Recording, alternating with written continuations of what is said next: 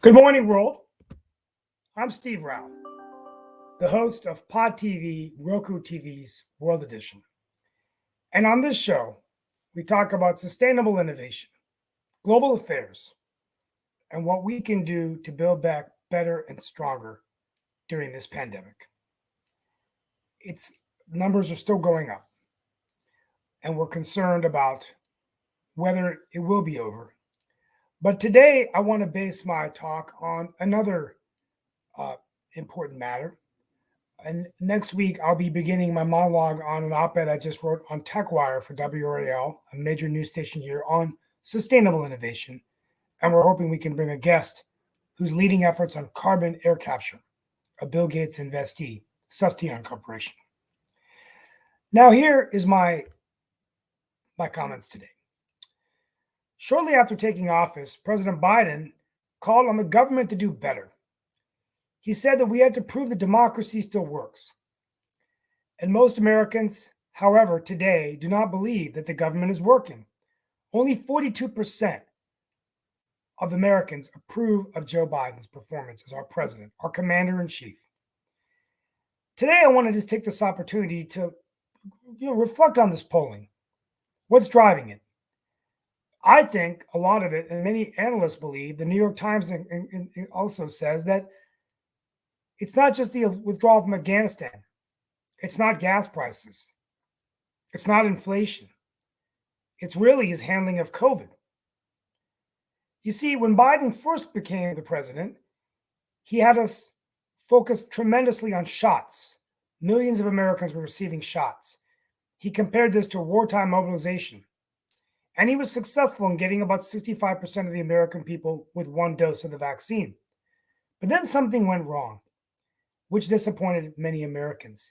The mixed messages on boosters and masks that at times appeared to contradict data and experts, much confusion. Early on, this was confusion, but then it happened towards the end of last summer. Congress also lagged behind with pandemic funding that caught parties fighting, led to party fighting and squabbles. And then, let's not forget the political polarization of Republicans and Democrats on whether or not to get shots. So what should have become a healthcare issue became a red and blue issue, and that wasn't good for the American people. He overpromised. He promised that he was going to get rid of the pandemic and that we were going to be free from it about a year and a half ago, and then it never went away. Over 500,000 Americans dead from the pandemic still today, much even more than that. And so, given all of this factor, where do we go from here? I think the most important thing is to realize that the American people's trust in government after Vietnam and Watergate has always been broken. It's never been the same. This distrust in government actually led to the rise of Donald Trump. Many people in the rural areas of our country who believed that the government simply did not work and that this guy was going to come in and make America great again. Well, now, unfortunately, Joe Biden's promise of making democracy work doesn't seem to be working anymore, and his approval rating is at 42%. The COVID pandemic, along with other things, yes, Afghanistan, rising gas prices, inflation, and let's not forget a war in Ukraine. Although he has worked to bring the allies together to fight, to provide assistance to Ukraine. My final thought is this. Joe Biden's also very different from presidents who have been successful that are Democrats. The most successful Democratic presidents were charismatic and outsiders.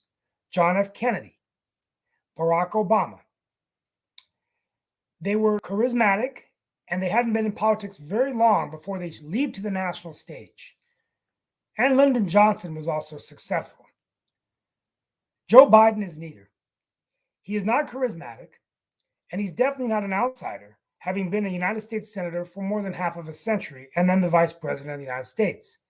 So, things do not bode very well for a president who is an unexpected president, who only came in really because of the anti-Trump vote. We'll see the effect this has on the off-year elections, but I want to have this discussion today about the president and what he can do to get back to proving to the American people that democracy works and showing the American people that he has the experience to lead this country. Now, let's get started. Today, we have with us Mark Lee, Nick Paladiva, Chris Greco, our military foreign policy analyst, and Shasha Starr, our expert on Russia and Ukraine.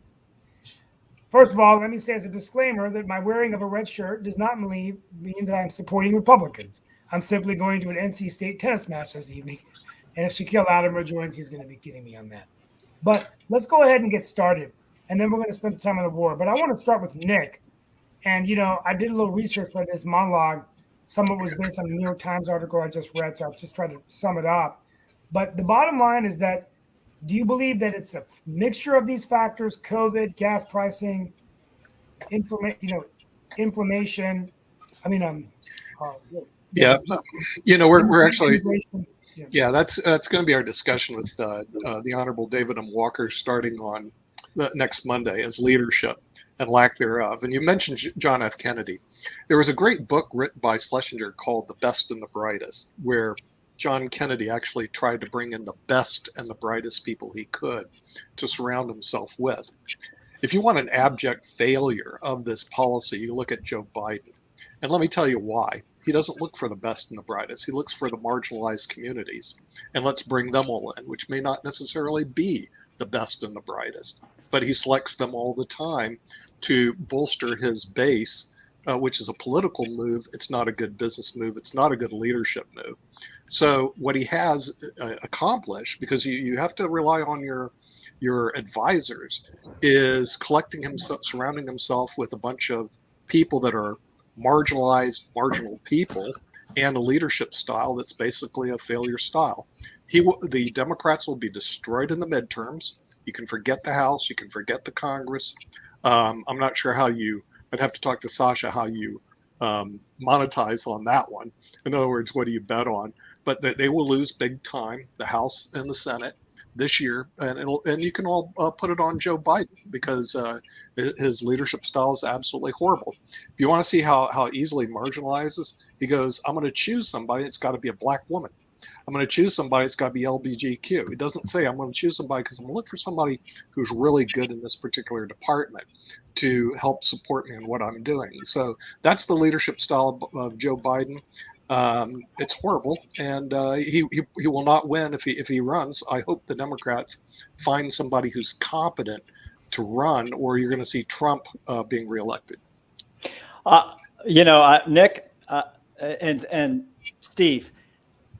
Let me take the devil's advocate first. I'm a Republican. I was a Trumper for two voting areas, but I'll tell you something. I wouldn't vote for him again unless he is the presidential candidate, which I really hope he's not.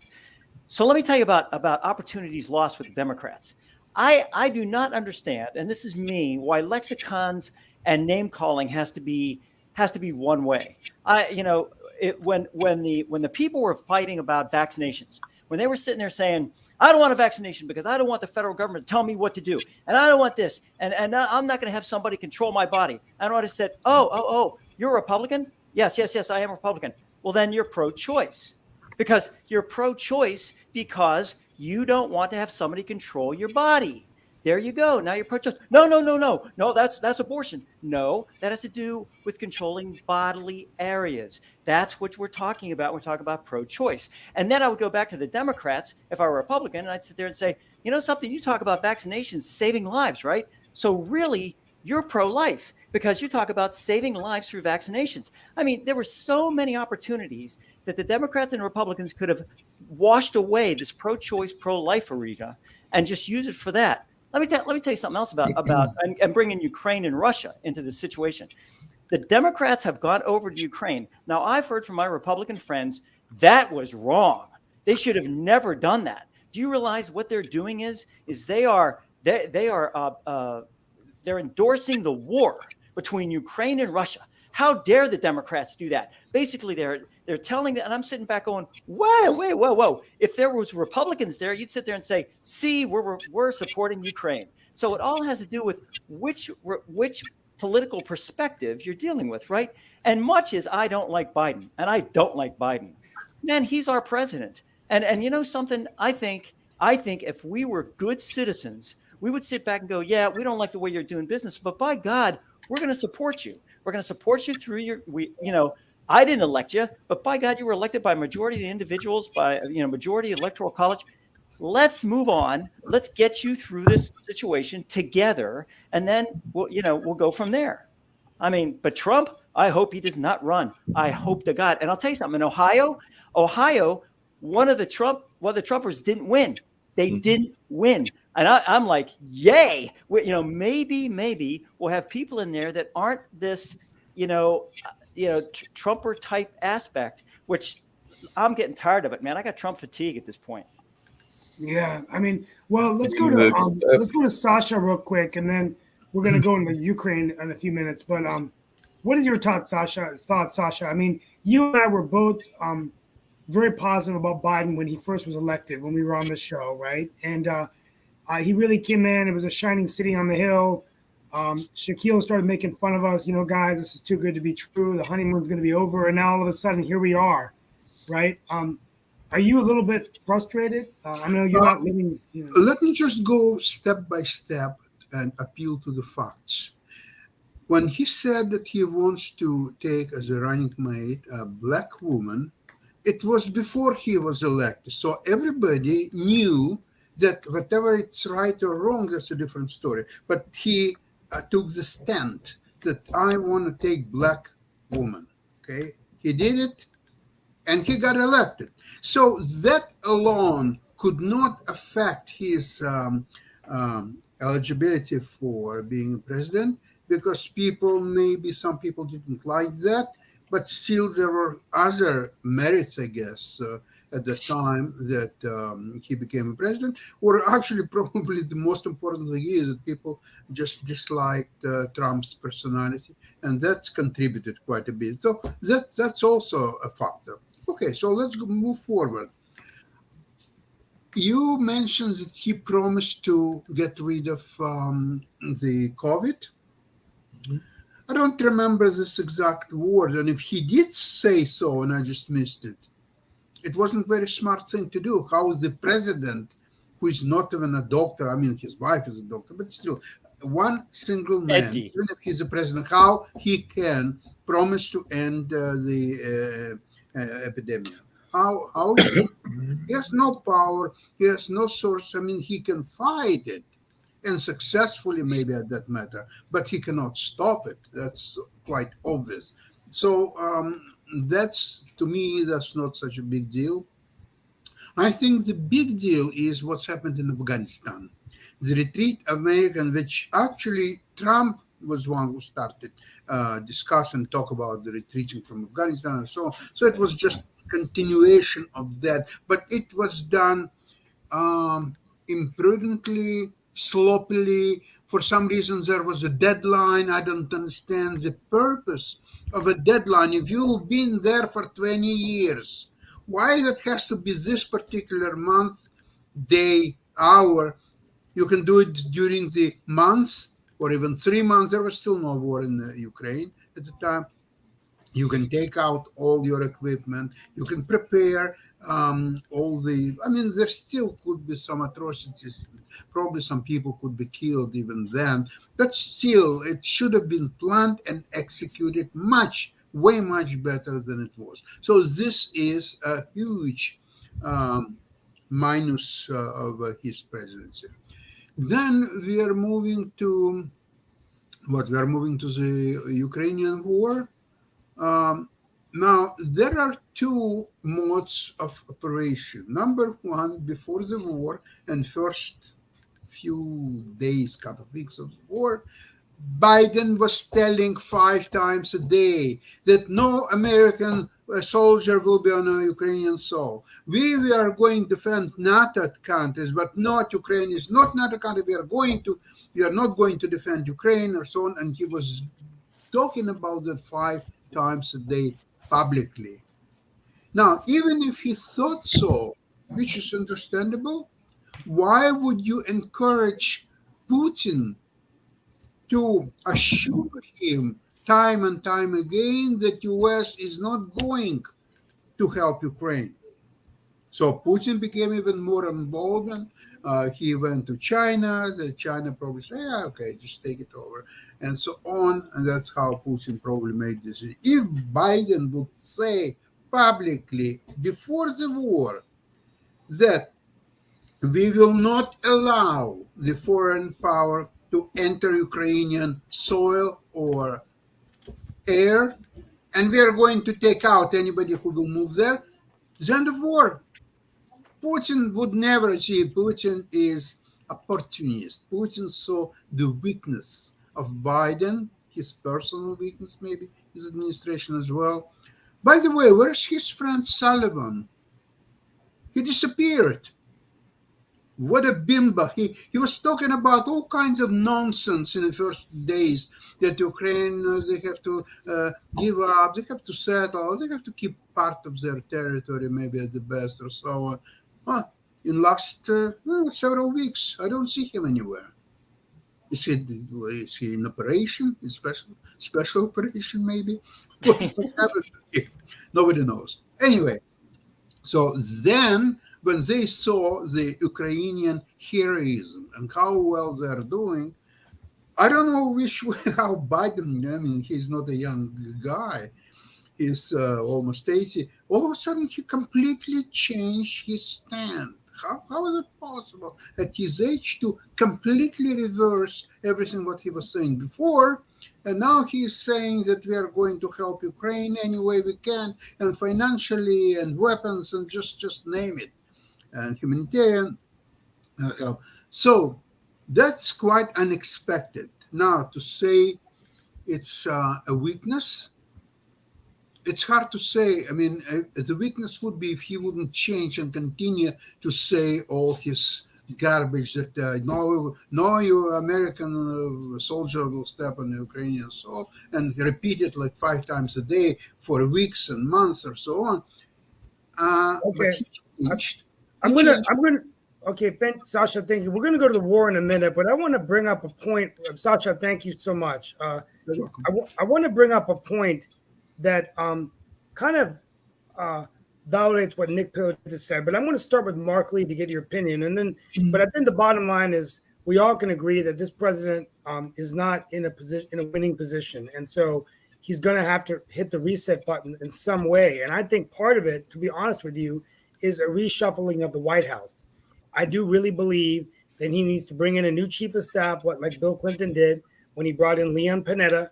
When things weren't going, he brought in Panetta, and Panetta, who went on to become Secretary of Defense and a number of roles, changed things up. So I think when you're a president, it's all about the people you surround yourself with, right? Because you're getting advice from them. And I think, a new Secretary of State, a new security advisor, and guess what? He does have a new press secretary, which I think is important. And he's appointed Karen Jean-Pierre will become the first Black woman and openly gay person to serve as White House press secretary. Now, here's exactly my point. Okay, and I'm just going to bring this up as our not dessert topic, but topic of the day, right?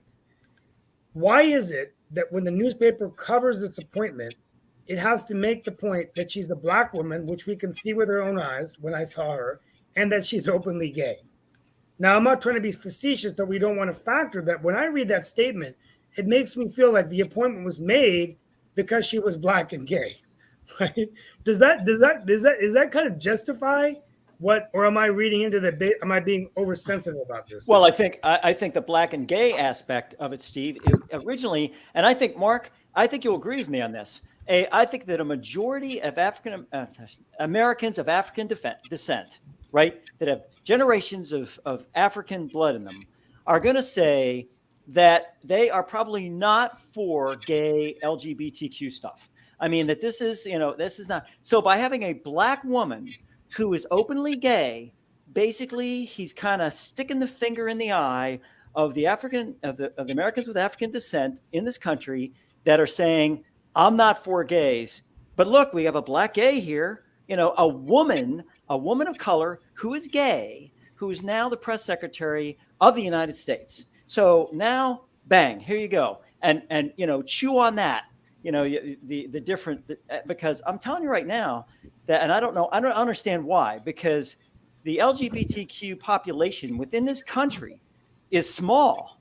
It's a minority. But the problem is that, that they're making big strides in all these areas.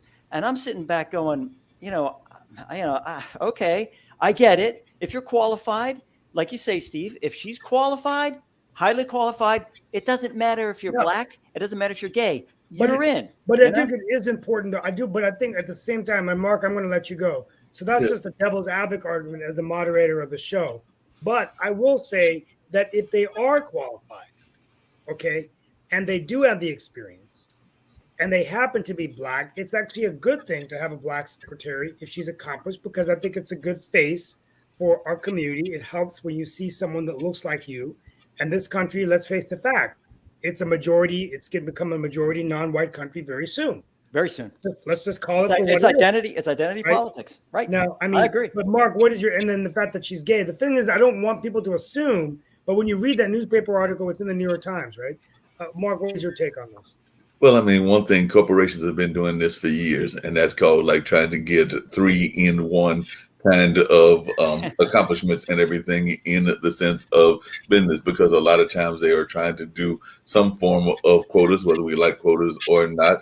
And in this particular case, if that is the case, then you can check off 3 boxes. You can check off the LGBT box, you can check off the gender box, and you can check off the race box, even with one individual. So that's what has been going on for decades in a lot of corporations, because they will try to not just get one minority group satisfied, but try to get multiple ones satisfied as well.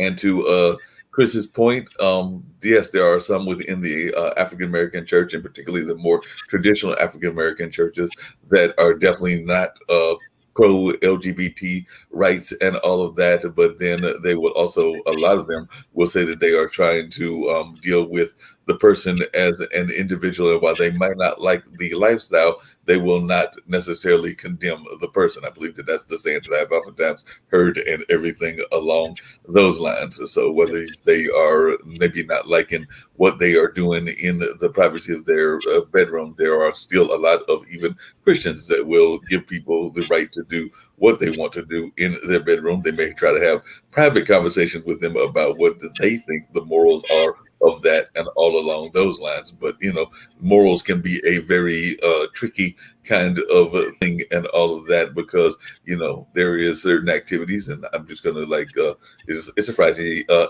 morning, so I feel like I can go a little bit on the sideways side and all of that. But there are certain things that even a lot of heterosexuals like to do and enjoy doing that, technically speaking, are illegal around the country and all of that. And those that are watching can go and read some of the laws and get an idea of what I'm talking about. But there are definitely things that are very much seen as being enjoyable by many folks, both on the male and the female side and all of that. But there are still laws that say that that is illegal and that you could go get thrown in jail. So I can go ahead and figure out what I'm talking about, but it's still on the law books. Well, the thing is, Mark, is that, I try not, I'm a Christian. I try to do that stuff. You're right. I try to say, okay, that these people are people, right? So you treat them as such. But I can tell you right now on this show, I'm gay. And you know something? Prove me wrong. Prove me wrong that I'm not gay. Prove it. You can't. But I can say I'm black, I'm African-American, and you're going to say, Chris, let's do a DNA test. Let's find out what's going on. You can't do a DNA test on gay people. You can't sit there and say, so I could say, I could go into politics right now and I could say, I'm bi, I'm bi, and prove me wrong. You can't prove me wrong. So now I'm a bi candidate, in the political realm, but you cannot in any way, shape or form prove that I'm not. So it's that type of situation that I think the LGBTQ community is dealing with. Is like, there are people out there that basically are fake, just like in your community, in the African-American community, where people say, I'm African-American. They're no more African-American than me. In fact, I'm probably more African-American than them. So basically what happens is that those situations, when we start getting into identity politics, you start to get into people that are going to use that to be able to get ahead. And that, friends, is absolutely wrong. It's the same thing. Let me tell you something. You got a Ukrainian right now, a Republican in Indiana, a Ukrainian American who doesn't have any staff She has no staff. You know why? Because they're busting out of there. She is so bad as a manager. She's telling people they're stupid. My little kids can write better than you. Blah blah blah blah blah. I mean, these people are leaving in droves. She's understaffed. She's a Republican from Indiana, but she's a Ukrainian. See, so all of a sudden she comes out and she goes, "Oh, I'm a Ukrainian. Look at me," and then she treats her staff like crap. And then all of a sudden it's like, yeah, but she's a Ukrainian, so we have to kind of yeah, and one of the things that happens in the corporate world, unfortunately, and it's still very much of a real situation. I've got friends that talk about it all the time, and I don't know whether it exists as much in the Asian community, but it definitely exists in the African American community and some of the other minority communities. I would argue even the Hispanic one, is that there's a lot of code switching where you can be in one way in one part of your life and everything, and then you get into the corporate America and you are trying to quote unquote act the more professional way, or the more what some people might perceive as a white way of all of that. But definitely that has been a conversation that's been going on for decades within the corporate America. And I'm not saying that you got to wear the pimp outfit to go to work, but at the same time, you don't necessarily have to be like all the time changing your behavior, which a lot of people do, and that's what they call code switching. So I don't know how much of that goes on in the Indian community, but maybe Steve's got some thoughts around that as well. Could you repeat that question? Sorry. It's where code switching is where people are perceived to be one way in their native communities or in various other communities, and then when they get into corporate America, they act a totally different way. That is kind of the rough definition, or the more narrow definition of what code switching is. It can be a more concrete definition I can give later, but that's kind of what code switching is. Well, most of the Indian Americans that I can speak from, and I'm sure this is true in Canada, a lot of Indian Americans are in Canada. Majority of them are in the technology sector. I would say today where we live, about 1 in every 3 CIO positions in the state is filled by an Indian American. I would say that in our universities, from a PhD in North Carolina, where you've got Duke, which is a Duke, UNC, and Chapel Hill, I think the number I saw is that 62% of the PhDs, many of these universities, a high percentage, are foreign-born immigrants, many from India and China. So these are people now. Now it's changing though, because the younger generation is going into different careers, not medicine, not engineering, not science. They're going into law. They're going into politics. So maybe they will fall into this code switch kind of thing. The funny thing is, as a politician and a media guy, what I'm finding is that my credibility is rising for those who came before me.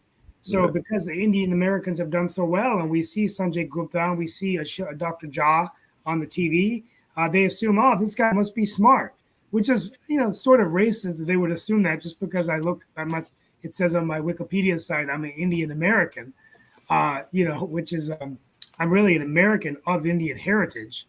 So I don't like that term. Actually, the politically correct term is Asian American, right? Mm-hmm. But that's a good question. How many people, when they see an Indian child or see a child from India or any of the particularly certain Asian communities, I would also argue China and some of the other ones, automatically assume that that person is going to be a master speller. And I know that there are probably some that are out there that are not the greatest spellers, even though if we look at the spelling bees, oftentimes it is the contestants that are from those communities that are doing the great work. But I'm sure that there's some others that are not doing that great, and there are probably some C and F students even in the Indian community. But the stereotype is that if you see a person of Indian background, that they are automatically the greatest speller in the world, and that they will kick your backside in a spelling bee, just like the stereotype is that anybody from an Eastern European nation is going to be like Sasha and kick your backside in chess, even though that is oftentimes, I know Sasha will kick my backside, but I'm sure there's some other people in other countries that can do as well, or at least give him a run for his money also. But there are these kind of stereotypes that exist also. And I don't know what Chris has got thoughts about that. Well, speaking of chess, and I hate to switch up here, but I wanted to ask Sasha a chess question having to do with Ukraine and Russia. So Sasha, isn't there a move in chess where it's called like rooking the king, where if you have a space between the rook and the king, you can actually switch the king and the rook so that Castling. Castle, yes. What's it And called? there is a castle. Castle. Right. Okay. Yeah. Okay. So let me put that into Ukraine and Russia real quick. Let's say that Putin has switched places with the military. So that he's actually castled. He's basically, what's happened is that the war is still being run by Putin, right? But it's not. It's run by the generals. The generals have told Putin that he's going to continue to take responsibility for Ukraine. That if he falters at all, that girlfriend of his is going to be shot dead. He won't be touched. But that girlfriend of his, the one that he really loves, not the wife and the kids and all that stuff, but that girlfriend is going to be shot, tortured, and shot if he does anything out of the ordinary. In the meantime, the war will continue, or this is the situation. Basically, have him blackmailed. I mean, I just came up with this. Like, this is what I'm thinking about when I'm getting ready to go to bed. I'm reading these books on dictators without borders and everything else, and I'm sitting here looking at this thing, going, what if Putin is not in charge anymore? Literally, what if the generals are in charge? Now they're getting beat up by U.S. intelligence, which I don't agree with, but they are. That U.S. intelligence is providing Ukraine not with the general's location, but the unit's location, which is, and then they're hitting the generals. So what do you think of that? Am I way off base here, Sasha? I mean, I just need calm me down, talk me down off the ledge here. Well, I'm trying to figure out what is the probability of that ever happened. Frankly, very low.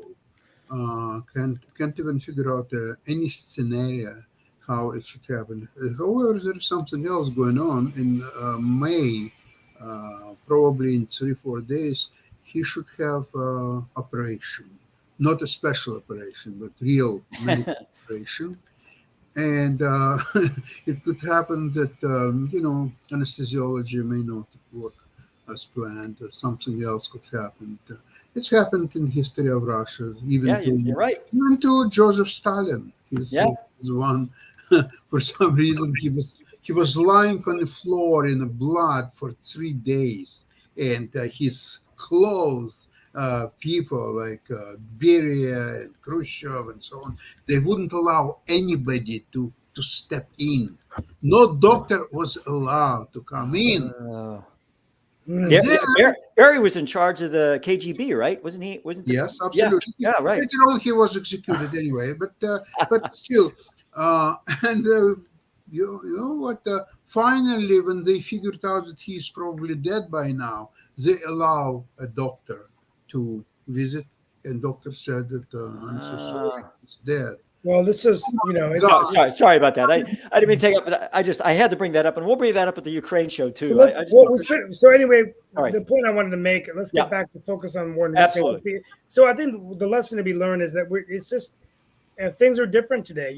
People are selected because we're looking at the race, the gender, their sexual orientation, and these are factors, and sometimes that glosses over the achievements and accomplishments of individuals. And so hopefully Steve, along those same lines and everything, I was actually having a conversation with one of my coworkers, because I'm still doing online and work from home kind of stuff. And they had actually brought up a point about something that you alluded to earlier, which is this whole fight over Roe versus Wade. And they were watching the protesters and all of that. And, I may stand a certain way on the abortion issue, and folks, if they watch enough of the shows, can figure out what those stances may be and everything. But that's regardless of the facts of where I stand on that. What she was pointing out was that all these people are asking folks to, go to the court. Go to the streets and protest and vote the Supreme Court justices out. But Supreme Court justices, as they pointed out to me, are appointed. Yes. So they are not like you can actually vote them out. They are appointed for life and everything. So unless we're going to change the entire way that the Supreme Court is run, some of these protests are actually kind of tilting at the wrong windmill, to use that terminology and everything. Because definitely, you're talking about going to the streets because you want to vote people out. And yes, you can vote people in. They can appoint newer people, but that's a long strategy. That's like one of those long end strategies, because the ones that are making this decision, they've been appointed for life, and that's not like you're going to vote them out. You just got to wait for them to get sick and either decide to retire or pass away in office, and then somebody else get appointed. Am I not correct, Chris? No, you're absolutely correct. And the thing is, the Senate appoints the Supreme Court justices. So if the Democrats, and you're right, you have a long game here, right? So you sit back, and because the Senate serves every 6 years, so you got to wait. You got to wait for that process to go about. I think we have to go back to the history, though. My son was reviewing, getting ready for his history class this morning, and he was going through landmark decisions in the Supreme Court. He thinks history is sort of boring, but Marbury versus Madison, Plessy versus Ferguson, Brown versus Board of Education. And it got me thinking as I was driving, these decisions in the Supreme Court and the significant impact that they have on policy and laws in our country for decades, and how they can just be game changers. So, I think, first of all, it's unfortunate that the court documents were leaked. But I don't want to make this show about Roe v. Wade. I think we beat it like a dead horse, but we'll see whether the decision stands.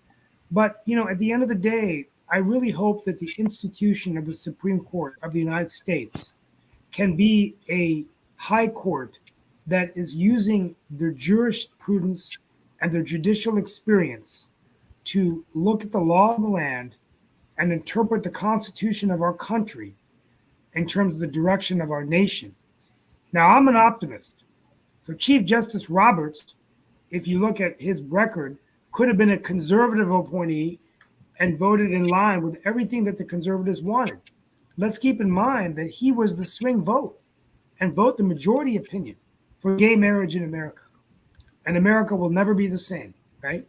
I hope that other justices, I'm not going to name any names, but it does seem to me that the three justices that are coming on are voting lock, stock, and barrel with conservatives, their opinions on abortion and voting rights.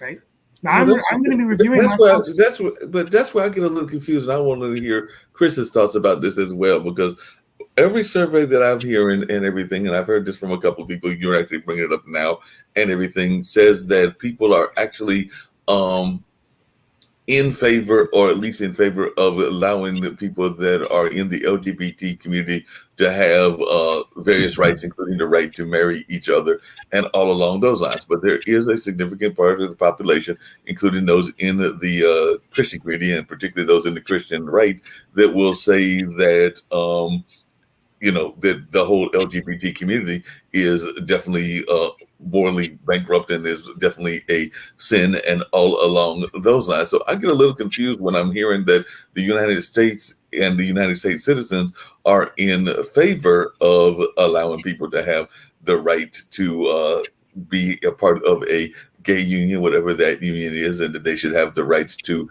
health care and insurance and a lot of other things. But then on the flip side, I'm hearing people that are saying that it is totally against their views and everything. So is one just not making sense on the other, or are both of those kind of able to exist? So Chris, you're the data person. You're also, as you've said several times on various shows, Republican and Christian and everything. So I get a little confused. So I'm just wondering your stance on this. So it all comes down with the lexicon. Remember, I told you about pro-choice and pro-life and all that stuff. Marriage. It talks about the idea about marriage.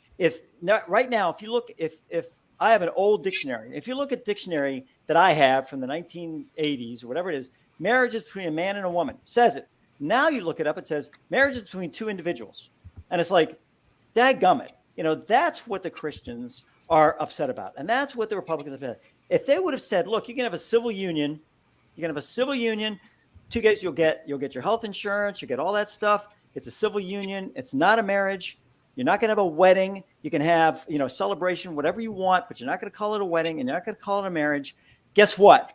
Everybody would have backed off of that. They would have said, cool, because marriage is between a man and a woman. And it's specifically stated that, as a Christian, I've had Christians come at me. It's in the Bible like that. So that is why everybody is really, really into that situation. So that's what we're talking about is lexicon. And that's why it's, it's all having to do with, because now basically what they're doing is, remember how the African Americans were upset because people were hijacking your culture? Well, that's what kind of like, hey, heterosexuals are kind of like, hey, wait a minute, homosexuals, you're coming in, you're hijacking our culture. Stop that.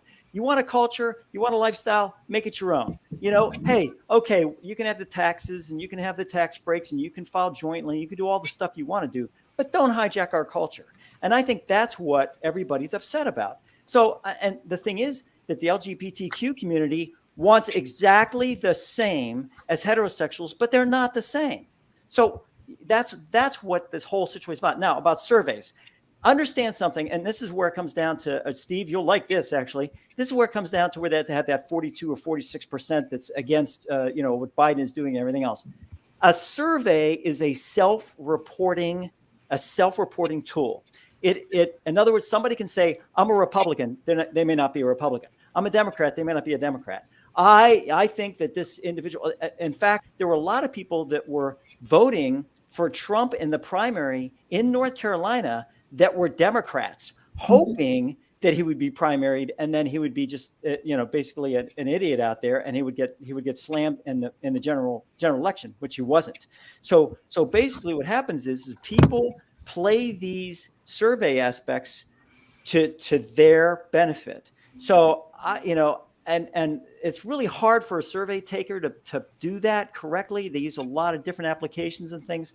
So I kind of take surveys and I kind of back off of that a little bit and say a lot of this is self-reported.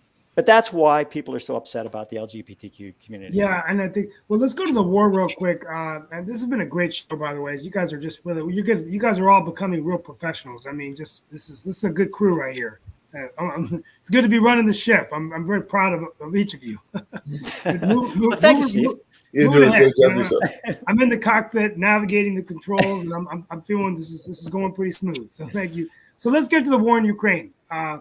I'm just going to give my quick updates, and we want to do this on our show since this, and then we'll talk about other issues. But so first of all, my first update is the U.S. is providing intelligence that helps Ukraine sink the flagship of Russia's Black Sea fleet. Russia has intensified attacks in the eastern regions of Ukraine, hoping for a victory by Monday. So we don't know what's going to happen there. And Ukrainian forces are mounting a highly mobile defense. An operation is underway to evacuate 200 remaining civilians from the steel factory in Mariupol. And so, that's really it. I think I'm going to start with Sasha Starr. No real changes, although it does look that Russia is making a hard push to the east. Let's not remember that May 9th is Russia Day, could possibly intensify these attacks. Is it looking good for Putin right now, Sasha, that he will prevail and at least take over eastern Ukraine, or is it too early to tell?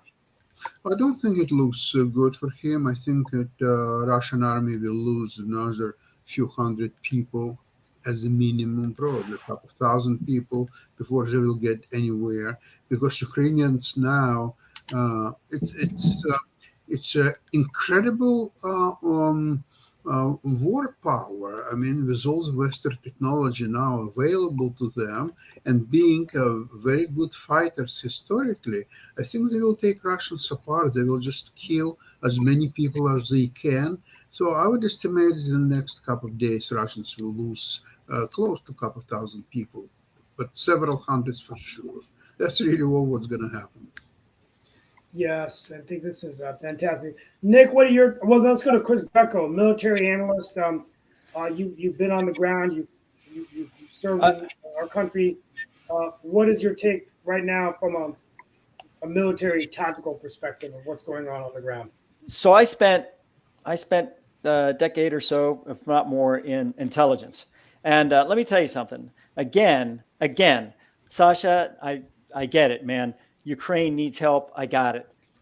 Providing Ukraine the intelligence necessary to track those mobile units, that to me is like, I do understand. I get it. But what's going to happen is, because we're providing that intelligence, Ukraine we have to ensure, Ukraine has to ensure that when they win this war, and they will win this war because if we're providing them intelligence, this intelligence is really good. They're going to have to align with the United States. And I mean, absolutely align with the United States. And I'll tell you why, is because the intelligence we're giving them is putting us at an incredible risk with Russia. If Russia comes out of this war with anything intact whatsoever, if Putin is still in charge or whatever else, we are going to be seeing attacks against U.S. service members in different regions, specifically in Iraq, using Russian intelligence. And I'll tell you, and they're going to do it. And you know why? Because that's the type of people they are. And they're not going to care about U.S. casualties or whatever else. And we will not be able to say to them, you got to stop that, because we did it in Ukraine. Now, people can sit there and they can morally do whatever they want to do with that. And Russia's going to say, screw you. We're going to provide intelligence on your assets to every single country that hates you. And I'll tell you, that is going to cause us some real, real damage. Now, getting back to that, Sasha, how do we stop that? How do we make sure? Well, I'll tell you, we're doing it. We're giving them the arms that they need. We're giving them money. We're giving them the things to be able to keep going as a country. And I think that's good. But I'll tell you, it doesn't that they have to swear loyalty oath to the United States. But I'm going to tell you right now, if Ukraine, after this war is over, decides that they're not going to align themselves with the West, and they're just going to be, they could be an independent country and just not align themselves with anybody, be a neutral country, say, screw you, you attack us, we will kill you all. And that's cool. They can be like a Switzerland. I'm good with that. But if they align themselves with Russia in any way, shape, or Belarus or Uzbekistan or Tajikistan or any place else, we are going to be in a world of trouble. Chris, it's forget about the war between Ukraine and Russia. It's not the point at all. The point is to make Russia so weak, militarily, economically, depleting the live army forces. Though Russia will never, ever will start anything against not Ukraine, but the West in general, the democracies around the world in general, or so on. So all the satellites like North Korea and Iran and some other horrible actors, they will be out on their own, and they will very quickly will come to the table to ask, okay, we were bad guys. Now we are good guys. Give us a little bit of this, a little bit of that. We want your help. We want your experience. We want something. So this is a way now. And Putin inflicted that upon himself. Yes, he did. Okay, so now is the time. There is absolutely no peace whatsoever until Russia will be on its knees. And right now, U.S. and the rest, all ammunition and everything is going that way. And I think if we could, and I think the fact, and I love where Sasha's going with this, the fact that the European Union has cut off all supply to Russia, I think may make it harder for Russia to come back from when they attacked Crimea, right, and then went after the Donbass region. So oil and gas has been what has been the trump card for Putin. But hopefully, they're going to be so weakened. And I think, as a political analyst, I think China is watching this very closely. I think China sees that if Putin is taken out, if Russia falls and cannot come back, then this is going to be a good opportunity for China to come in and usurp that part of the world. Now, what that's going to do with India, with Israel, some of these countries that are saying, look, I'm against what Russia is doing, but I'm not going to come out formally and say that because I'm buying military equipment from them, or I'm buying my oil and gas, my oil from Russia, right? So I think that the longer this goes, hopefully Sasha Starr is right, that this is not boding well for Russia. We just feel so bad for the Ukrainians, the innocent people that are dying and being murdered. And I apologize to Sasha Starr. We've had previous guests on the show that have come in and said, how do we know Putin is doing this? How do we, the bottom line is that he's murdering people in Ukraine. And this is fundamentally wrong. War crimes are being committed. This leader needs to be held accountable. And quite frankly, I know we're not allowed to take out world leaders, but I would justify, going in there and taking them out like we did Bin Laden. But we can't do that because we couldn't get into Russian airspace, right?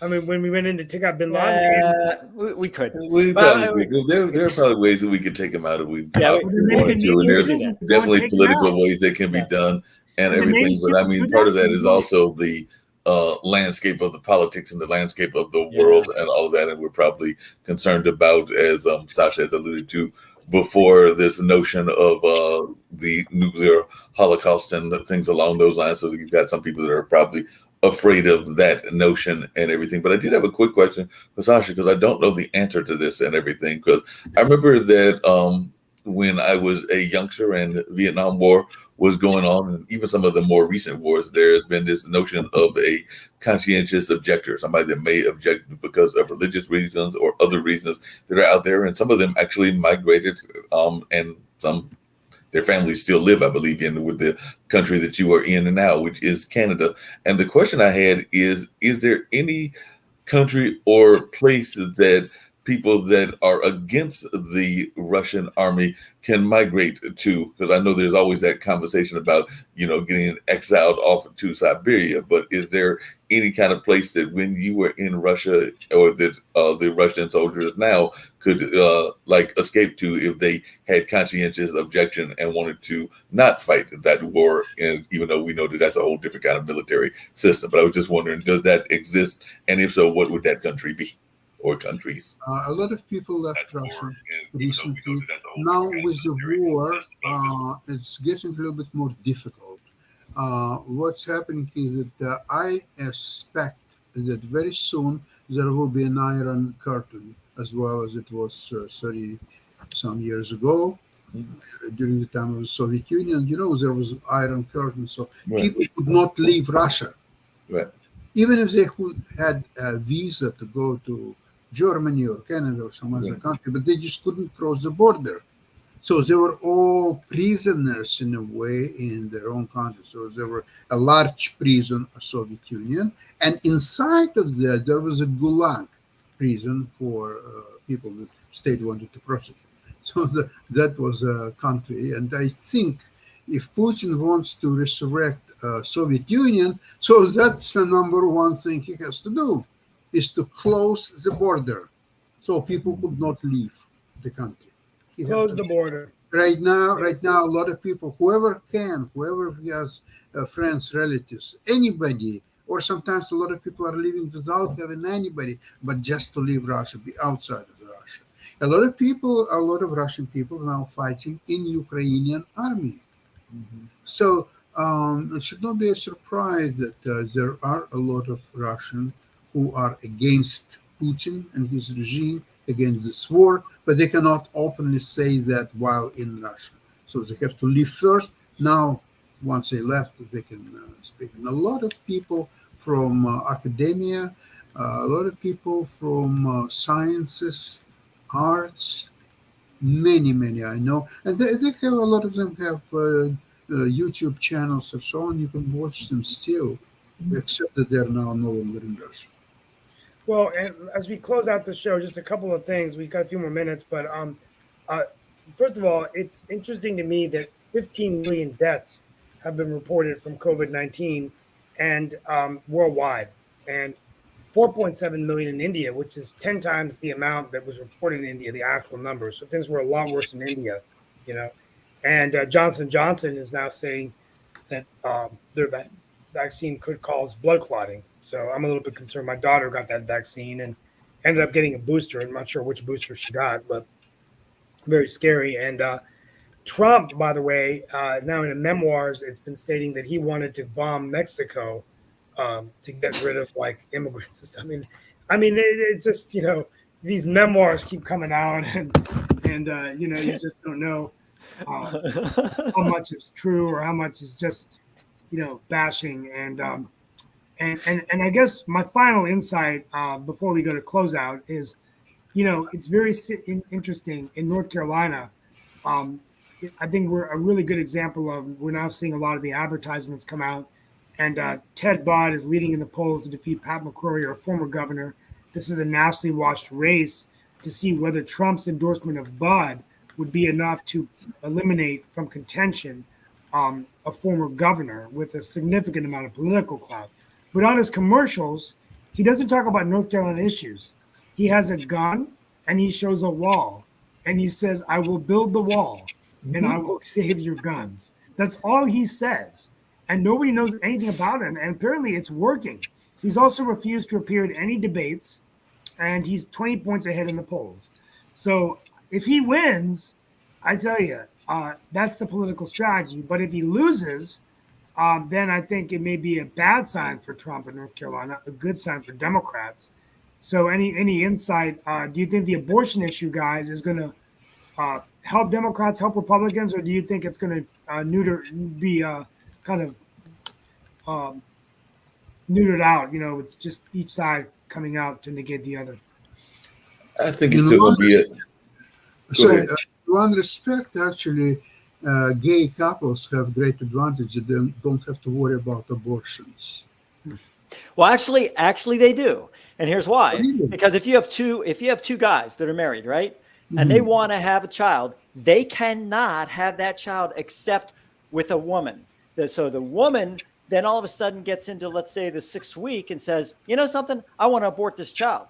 What do the gay guys do? All of a sudden they become pro-life. It's like, well, wait, whoa, you don't want to abort that child because it's our child. So yes, they need to worry about the abortion issue. And if you notice, the male gay couples are not saying much about it, because if they say, yes, we're pro-choice, guess what? The only way you can have a kid is either through adoption, one, or through a surrogate. And if that surrogate decides they're going to get aborted, guess what? Are you pro-life or pro-choice at that point? So surrogate, Chris, surrogate will do it solely for money, right?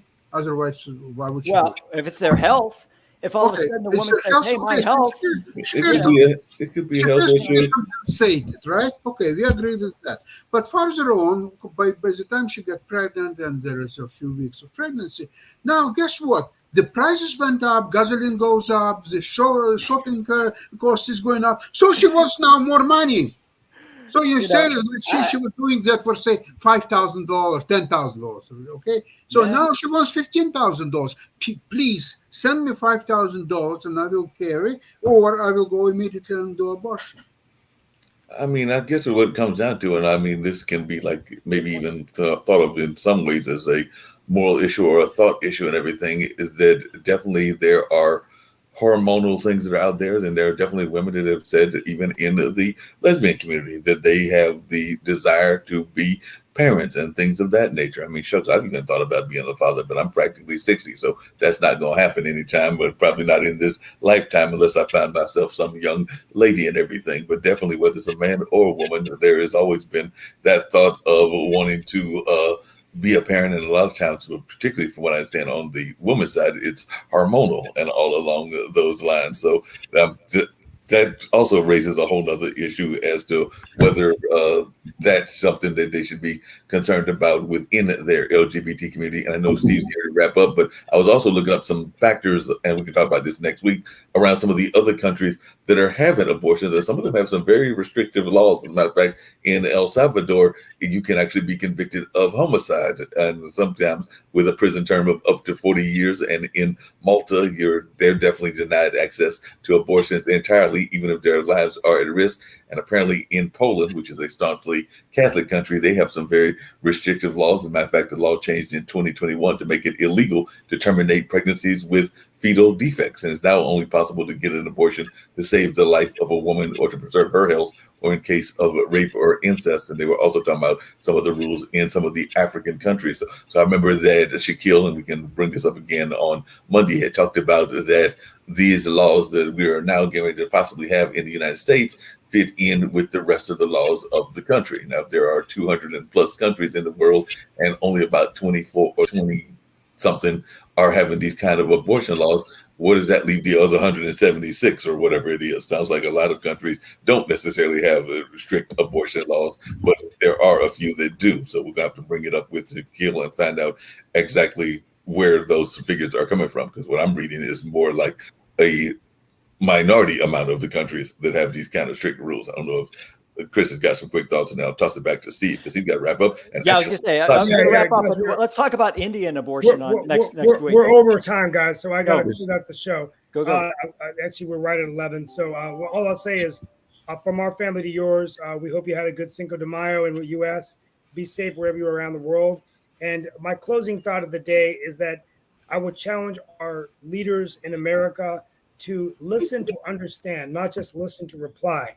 Our political system today seems to be one of replying, retorting, protesting, getting angry with each other, rather than building bridges with each other. This is a tremendous problem. It's making it very hard to govern. We see it during the elections. Hopefully it will get better. The greatest disease in America not only is the pandemic, it's the disease of hate and division and listening to reply, not listening to understand. And I think all of us need to do a better job of that. That's just my personal opinion. But from our family to yours, we wish you all the best, and we'll see you on Monday for another edition of Pod TV's World Edition. Thank you. Namaste.